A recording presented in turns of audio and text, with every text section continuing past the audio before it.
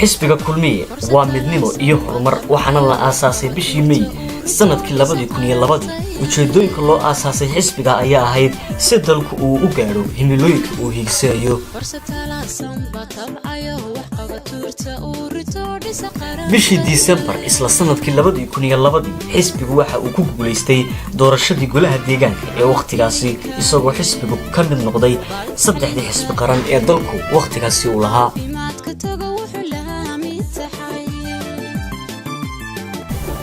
xisbigu waa mid ugu turjumaya waxqabadka taabagale sida ka muuqata 2010 ilaa 2016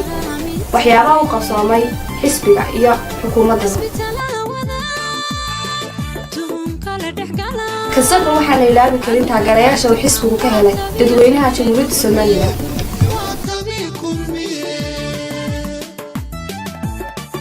haddaba si uu u xaqiijiyo xisbigu baahiyihiisa wali dhiman waxaa muhiim ah inuu shacbiga ka helo taageero dhan walba leh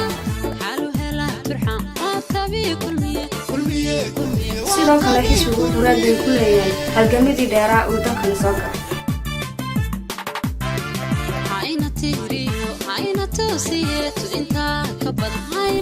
xisbigu waxa uu ku guuleystay in uu isku keeno dhammaan waxgaradka aqoon-yahanada iyo cuqaasha ugu saameynta ballaaran dalka Jamhuuriyadda Soomaaliland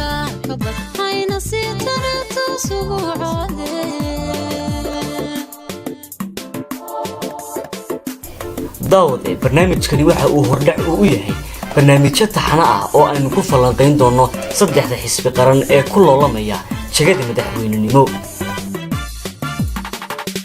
haddaba daawade saad ula socoto channelka subscribe saar